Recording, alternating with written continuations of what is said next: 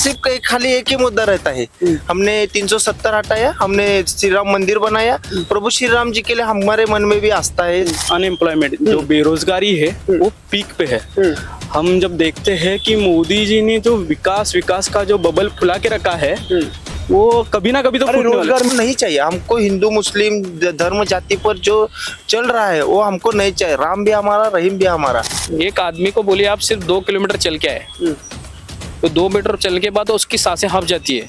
लेकिन जो राहुल गांधी है 3,500 किलोमीटर पैदल कश्मीर से, जो उसमें चेंजेस है वो मोदी सरकार में आए। जो कायदा पाकिस्तान में होता है कि पाकिस्तान के लॉ में क्या होता है कि पहले आपको गिरफ्तार करेंगे, आपको सबूत देने हैं आप निर्दोष है, इसलिए यही उन्होंने मनी लॉन्ड्रिंग में भी डाला। ईडी सीबीआई के पास पर्याप्त सबूत है, ऐसा कोर्ट कह रही थी, लेकिन वो कोर्ट ने उनको बेल दिए ना, कोर्ट ने बेल दी ना। और उसके केजरीवाल जी को उन्होंने अभी क्यों डाला? केस चल रहा है ना अभी। जो इलेक्शन टाइम के पीरियड में केजरीवाल जी को अंदर डालते हैं, तो यही दबाव का राजकारण हुआ ना। फिर ये कितना लगता है आपको कि पार्टी जो है ये मैनिफेस्टो में जो दिया है ये रोक पाएगी क्या पेपर लीक? कांग्रेस पार्टी तो जरूर रोक पाएगी, क्योंकि पूरे देश में घूम के हर एक मुद्दे का सोच समझ के मैनिफेस्टो बनाए। 83% यूथ बेरोजगार है, हमारे यहाँ तो 95% यूथ बेरोजगार है। उस स्टार्टअप की योजना का जब आप ग्राउंड रिपोर्ट कर अगर देखोगे तो 0% जो लोग हैं वो उसका इस्तेमाल कर रहे हैं। लेकिन कोल्हापुर को देखते वक्त हम सिटी कहते हैं, लेकिन ये गांव के जैसा है। ये कह सकते हैं कि हम महाराष्ट्र का दिल कोल्हापुर है। महाराष्ट्र के कोल्हापुर में हम अभी हैं मौजूद, और यहाँ पर देखिए हमारे साथ बहुत सारे युवा जुड़े हुए हैं, और युवा ये बताएंगे कि पिछले 10 सालों में कितना विकास हुआ है, यहाँ पर देश में कितना विकास हुआ है। हमारे साथ जो कोल्हापुर के युवा हैं, देखिए कोल्हापुर महाराष्ट्र का एक ऐसा क्षेत्र आ जाता है, बिल्कुल सिटी से थोड़ा दूर है, मेजर सिटी से बहुत दूर है। यहाँ पर जो है यहाँ पर अलग अलग तरह के मुद्दे हैं। सबसे मेन मुद्दा अगर बता दिया जाए कि आप यूथ के हिसाब से, तो क्या है? यहाँ पे अनएम्प्लॉयमेंट जो बेरोजगारी है वो पीक पे है। हम जब देखते हैं कि मोदी जी ने जो विकास का जो बबल फुला के रखा है वो कभी ना कभी तो फूटने वाला है। रोजगार में जब मेला तो लगाया जाता है ना उनके थ्रू, मेला हमारे यहाँ तो नहीं लगता। हमारे यहाँ के जो लोकल एमएलए है कांग्रेस के, उन्होंने लगाया था, लेकिन मोदी जी ने कोई भी रोजगार मेला यहाँ पे लगाया। डंका ऐसा बज रहा है कि वो कहते हैं कि रोजगार मेला लगाया हमने। नहीं, बीजेपी वालों ने रोजगार मेला कुछ नहीं है। आप कहाँ से भी दस्तावेज से आंकड़े लीजिए, 83% यूथ बेरोजगार है, हमारे यहाँ तो 95% यूथ बेरोजगार है। कोल्हापुर को देखते वक्त हम सिटी कहते हैं, लेकिन ये गांव के जैसा है। ये कह सकते हैं कि हम महाराष्ट्र का दिल कोल्हापुर है। कोल्हापुर शाहू फुले आंबेडकर की नगरी है, जहाँ पे पुरोगामी कोल्हापुर कहते हैं। लेकिन जो मोदी जी के बारे में कहा जाता है विकास, मोदी जी का विकास अगर आपको ही बताना है तो फ्रीडम ऑफ प्रेस का जो इंडेक्स है उसमें तो मोदी जी ने आपको 161 नंबर 180 कंट्री में रखा है। तो मोदी जी का विकास तो बहुत बढ़िया है। किसी को बोलने नहीं दे रहे हैं, किसी को नौकरी नहीं दे रहे हैं। अब थोड़े दिन बाद उनको चुनो, वो किसी को जीने भी नहीं देंगे। अच्छा, अभी जो मैनिफेस्टो निकाला है ना, तो भारतीय जनता पार्टी ने स्टार्टअप के लिए बहुत कुछ निकाला है। वो कहती है, और उन्होंने निकाला भी है कि हम स्टार्टअप योजना इतना देंगे, इतना करेंगे, इतना पैसा देंगे। अभी उस स्टार्टअप की योजना का जब आप ग्राउंड रिपोर्ट कर अगर देखोगे तो 0% जो लोग हैं वो उसका इस्तेमाल कर रहे हैं। लेकिन कोई स्टार्टअप का वो प्लान नहीं। उनका सिर्फ मुद्दा स्टार्टअप, बेरोजगारी या नए जो हो रहा है हिंसाचार उसके खिलाफ नहीं। उनका सिर्फ खाली एक ही मुद्दा रहता है, हमने 370 हटाया, हमने श्री राम मंदिर बनाया, प्रभु श्री राम जी के लिए हमारे मन में भी आस्था है, उनसे ज्यादा हमारे पास आस्था है। लेकिन प्रभु श्री राम के मंदिर के निर्माण पर हमारा भी उनके पास एक सवाल है, एक महाराष्ट्र का एक युवा होने के नाते, कि उन्होंने जो हमको वादा किया था 2 करोड़ नौकरियों का, वो कब होगा? अगर 10 साल में अगर 2 करोड़ नौकरियां, चलो उन्होंने 10,000 भी नौकरियां नहीं निकाली, तो इसका जवाब उनको देना चाहिए। दूसरी बात, हिंदू मुस्लिम जो चल रहा है, हमको युवाओं को वो नहीं चाहिए। हमको हिंदू मुस्लिम धर्म जाति पर जो चल रहा है वो हमको नहीं चाहिए। राम भी हमारा, रहीम भी हमारा। स्टार्टअप योजना के लिए जब जो फंडिंग होती है, स्टार्टअप योजना नहीं पहुंच पाता यहाँ तक, नहीं पहुंच पाती।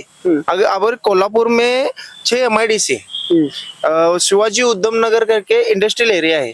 आप वहां जाके पूछ लो, जो नए जो स्टार्टअप के लिए जो आगे बढ़ रहे हैं उनको कुछ सुविधा ही नहीं मिल रही है। जो उनकी जो बातें जो बता रहे हैं वो कि हमने स्टार्टअप के लिए इतना किया, वो सिर्फ खाली मतलब वो बातें बनाते हैं। स्टार्टअप जो बोल रहा है वो कंप्लीटली जीरो है। सबसे एक अलग मुद्दा भी है, वो मुद्दा है पेपर लीक का मुद्दा। हाँ, जो पेपर लीक हो रही है सरकारों के अंदर, अलग अलग स्टेट गवर्नमेंट के अंदर, जो कि बीजेपी ने अपने मैनिफेस्टो में साफ डाला है कि हम पेपर लीक पे भी पाबंदी लगाएंगे। यहाँ कांग्रेस ने भी डाला है कि पेपर लीक पर पाबंदी लगाई जाएगी। पेपर लीक का जो मुद्दा है ये कितना इंपॉर्टेंट हो जाता है? आपके भी महाराष्ट्र में भी लीक हुआ है काफी। अभी जो हमारे यहाँ तलाटी भर्ती हुई थी उसके बारे में मैं बताना चाहूंगा कि मैंने भी दी थी। तो 200 मार्क का पेपर था और कैंडिडेट को मिले 214 मार्क्स।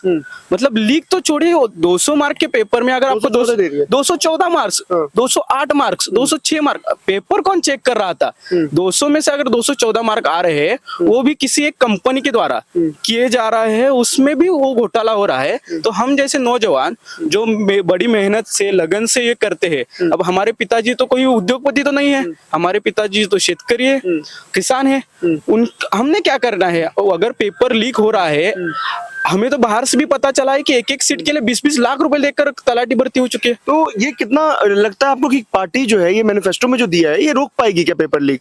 कांग्रेस पार्टी तो जरूर रोक पाएगी, क्योंकि राहुल जी है, उन्होंने अभी 3,500 किलोमीटर पद यात्रा करके भारत जोड़ो यात्रा निकाल के उस पे भी निशाना लगाया है भारतीय जनता पार्टी ने। वही बात कर रहा हूं मैं। उन्होंने पूरे देश में घूम के हर एक मुद्दे का सोच समझ के मैनिफेस्टो बनाया, और उसमें जो पेपर लीक का मुद्दा है, तो मुझे आप बताइए, बच्चे 6 महीने साल तक पढ़ाई करते हैं और उसके बाद, और इन जो बच्चों के पास फीस भरने को नहीं रहती, यहाँ पे तो 1000 रुपीज फीस है सिर्फ तलाटी की, फीस का प्रॉब्लम है भरने का।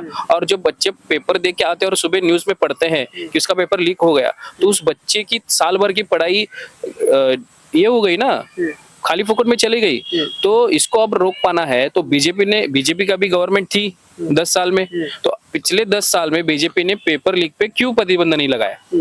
अभी हमारे पास ऐसे नेम्स आरोपी भी आए हैं जो बीजेपी से रिलेट करते हैं, जो पेपर लीक में आए हैं, उनके कुछ तो पदाधिकारी है, उनके रिलेटिव्स है जो उनसे बीजेपी से कनेक्टेड है। लेकिन कांग्रेस सरकार जब आएगी तो इसके बारे में मैं आश्वस्त हूँ युवा करके कि राहुल गांधी जी इस देश के युवा के लिए करेंगे। इतना कैसे गारंटी है आपको कि उनका वो रोक पाएंगे? ये गारंटी है? गारंटी क्यों है कि अगर मैं एक सादा सिंपल आपको बोल देता हूँ, एक आदमी को बोलिए आप सिर्फ 2 किलोमीटर चल के आए, तो 2 मीटर चल के बाद तो उसकी सांसें हाँफ जाती है।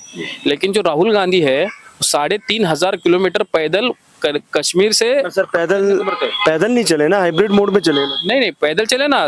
मैं खुद उसमें शामिल हो गया था देखने के लिए क्या रहता है भारत जोड़ो यात्रा। यहाँ से हम 600 किलोमीटर गए थे, हमारे जो एमएलए बंटी साहब उनके माध्यम से गए थे। वो सुबह 15 किलोमीटर चलते थे, दोपहर में रेस्ट करके शाम को फिर 10-15 किलोमीटर चलते थे।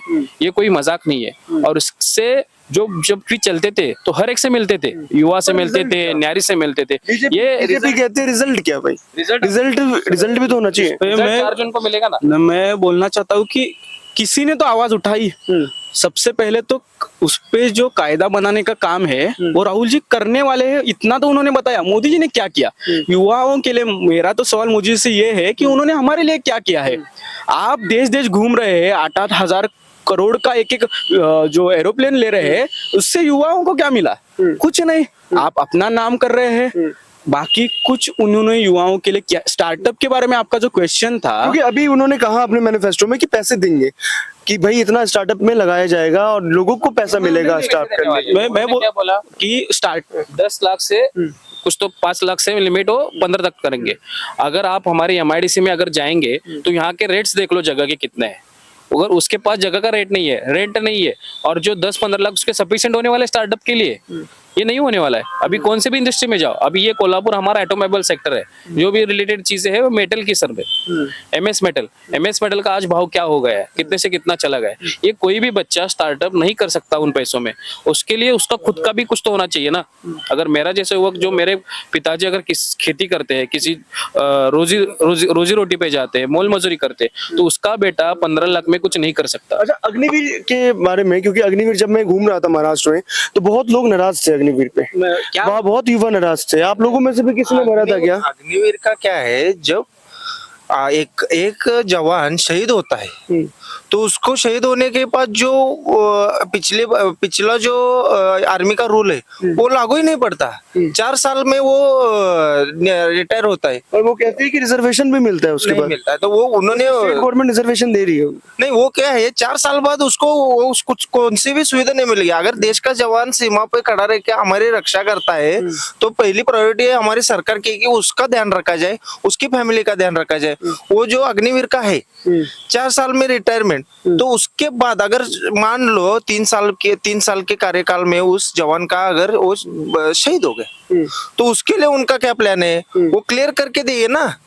इसके लिए भी हमने यूथ कांग्रेस ने भी अभी हाल ही में एक आंदोलन छेड़ा था उसके लिए, अग्निवीर के लिए, कि अभी राहुल जी ने भी कहा है कि जब हमारी सरकार आएगी तो अग्निवीर हम बंद कर देंगे। अग्निवीर योजना जो था, अग्निवीर के लिए जो लोग नाराज हो रहे थे अभी, लेकिन कहीं ना कहीं अग्निवीर, भारतीय जनता पार्टी हमेशा से कहती आ रही है कि अग्निवीर पे स्टेट गवर्नमेंट्स और गवर्नमेंट्स, कुछ सेंट्रल गवर्नमेंट भी जो है उन्होंने भी रिजर्वेशन दिया है जॉब्स में आने वाले 4 साल के बाद। किधर दिया है? बैंक्स में सिक्योरिटी के लिए उन्होंने जॉब का जो सिक्योरिटी रिजर्वेशन दिया है, किधर दिया है आपको पता है? बैंक में जो सिक्योरिटी गार्ड रहते हैं उधर दिया है। अभी हमारे एक्स आर्मी रहते हैं, उनको लाइसेंस दिया जाता है सिक्योरिटी का, और उस आप बीजेपी के एमएलए है, वो बोलते हैं कि मैं मेरे ऑफिस में काम दे दूंगा। अरे वो लड़का 4 साल उसके जिंदगी के अहम है, 18 से 22 साल हम मान लेते हैं कि वो 18 साल में भर्ती हो गया, 22 से वो रिटायर हो गया अग्निवीर से। 22 के आगे उसका मैरिज लाइफ है, उसका खुद का लाइफ है, उसका माँ बाप, वो किस पे चलने वाला है? आपके ऑफिस का पगार आप कितने देने वाले हैं उसको? 10,000 20,000? आप उसको जो आर्मी में फैसिलिटीज मिलती है वो तो देने वाले नहीं ना। अब आर्मी में जब जाएगा उसको एक सेटिस्फेक्शन रहेगा। और आप मुझे बताए, वो यंग लड़का है, 4 साल में आर्मी का सब सीख के आया, और इसको कोई तो फुसला के यहाँ से कोई तो और चला गया तो ये देश का इश्यू नहीं हो सकता आप डिफेंस लोगों के का? भी दोस्त में से या आप लोगों ने भरा था क्या कभी फॉर्म अग्निवीर का? नहीं, कोई आपके नॉन में ही भरा होगा? हमारे दोस्तों ने भरा था, लेकिन क्या है कि हाल ही में जो महाराष्ट्र में घटना घटी है यवतमाल में, कि अग्निवीर में से जो पास हुआ था लड़का वो शहीद हो गया। तो मेरे दोस्त ने बताया कि शहीद होने के बाद जो शहीद को सम्मान मिलता है या जो राशि रुपयों में मिलती है, क्योंकि उसका जो कुटुंब है वो उसमें सर्वाइव करे, वो उसे मिला ही नहीं। तो जो अग्निवीर में भी भर्ती हुए हमारे दोस्त, वो भी वो इस चीज से बहुत नाराज है, लेकिन उनके पास जॉब ही नहीं है, कुछ करने के लिए काम नहीं है, इसलिए वो अपना मन मार के उस अग्निवीर में ज्वाइन हुए हैं। तो अग्निवीर जैसी जो योजना है वो हमारे जैसे युवकों के मन का खच्चीकरण करने के लिए ही उन्होंने लाई है, ऐसा ही मुझे लगता है। महाराष्ट्र के अंदर एक और मुद्दा जो सबसे ज्यादा बड़ा मुद्दा था, मराठा आरक्षण का लेकर के, क्योंकि इसको लेकर के दिल्ली में भी प्रदर्शन हुए थे काफी बार। क्या आरक्षण जो आप लोगों से वादे किए जाते हैं बार बार, क्योंकि यूथ है तो बार बार जो वादे किए जाते हैं, क्या उसको फुल मैनिफेस्टो में भी दिया जाता है, स्टेट गवर्नमेंट बोलती भी है, उसको पूरा नहीं करती है, तो आरक्षण क्या लगता है कि कब मिलेगा और कैसे? देखिए बात ऐसी है आरक्षण की कि अभी महाराष्ट्र गवर्नमेंट ने 2-3 बार आरक्षण दे दिया, उसको चैलेंज हो गया सुप्रीम कोर्ट में, जो कि सुप्रीम कोर्ट उसको खारिज कर दिया। एक्चुअल मेन प्रॉब्लम केंद्र में है। केंद्र में उसका जो आरक्षण का स्लॉट है वो 50% अभी वो कंप्लीट हो चुका है। अभी इस वक्त हम किसी को भी आरक्षण नहीं दे सकते, ऐसा लॉ बताता है। उसके लिए अगर मोदी जी ने 10 साल में, उनके पास पावर थी, उनके एमपीज थे, उधर उन्होंने चेंज किया होता वो स्लॉट 50% का, अगर बढ़ाया होता तो आरक्षण मिल जाता। इसीलिए अभी जी राहुल जी ने मैनिफेस्टो में बताया कि हम जब सत्ता में आएंगे तो 50% का स्लॉट हम चेंज करके मराठा आरक्षण को आरक्षण दे देंगे। जितने भी आरक्षण के मुद्दे हैं, धनगर आरक्षण है, मराठा आरक्षण है, ऐसे बहुत से धर्मों के जाति के आरक्षण के मुद्दे पेंडिंग है जो किसी को भी अब तक नहीं मिले। सिर्फ क्या होता है, गवर्नमेंट, स्टेट गवर्नमेंट उनके फेवर के लिए दे देता है कि चुनाव आते हैं, हाँ हमने दे दिया, चुनाव देते हैं, वोट लेते हैं, वोट के बाद क्या होता है वो सुप्रीम कोर्ट में खारिज होता है। उसका जो मेन सोल्यूशन है वो केंद्र में उसका स्लॉट चेंज करना, यही सोल्यूशन है जो सभी टेक्निकल लोगों को सब पता है। बार वादे किए गए थे आपसे, ऐसे बार बार केंद्र सरकार भी जब आई थी लोकसभा में भी, तो मराठा के बहुत सारे लोग भी बता रहे थे कि वादे किए गए। वादे तो मोदी सरकार करते रहते, लेकिन वादे अक्सर पूरे नहीं होते, अक्सर भी नहीं पूरे, कभी भी नहीं होते मोदी जी के।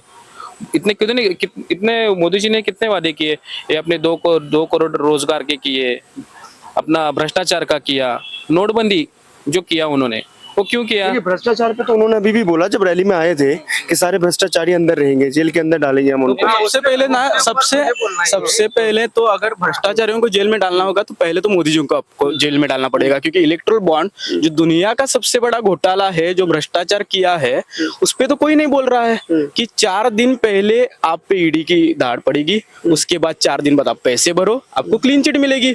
यही तो मोदी जी कर रहे हैं। अगर भ्रष्टाचार का मुद्दा ही जो उठाना है तो सबसे पहले तो सबसे बड़े भ्रष्टाचारी तो मोदी जी हुए ना, क्योंकि इतना बड़ा घोटाला करने का काम तो उन्होंने ही किया। मोदी जी तो खत्म कर रहे हैं, क्योंकि वो खुद ही बोल रहे हैं, खुद खत्म नहीं कर रहे, वो बढ़ा रहे हैं। वो कह रहे हैं कि वो भ्रष्टाचारी होंगे उनको जेल में डाल देंगे। वो जेल में नहीं, वो भाजपा में इन्वॉल्व कर रहे हैं। वो क्या कर रहे हैं, वो जेल में नहीं डालते, वो सिर्फ ईडी और इसका डरा के ना अजित पवार को ले लिया, अशोक चौहान जी को ले लिया, वॉशिंग मशीन में धुलाकर वो फिर से क्या स्वच्छ करने का। इसलिए सबसे भ्रष्ट जो प्रधानमंत्री है, जो मोदी जी है, जो सब भ्रष्टाचारियों को अपने उदाहरण के लिए वो कहते हैं केजरीवाल।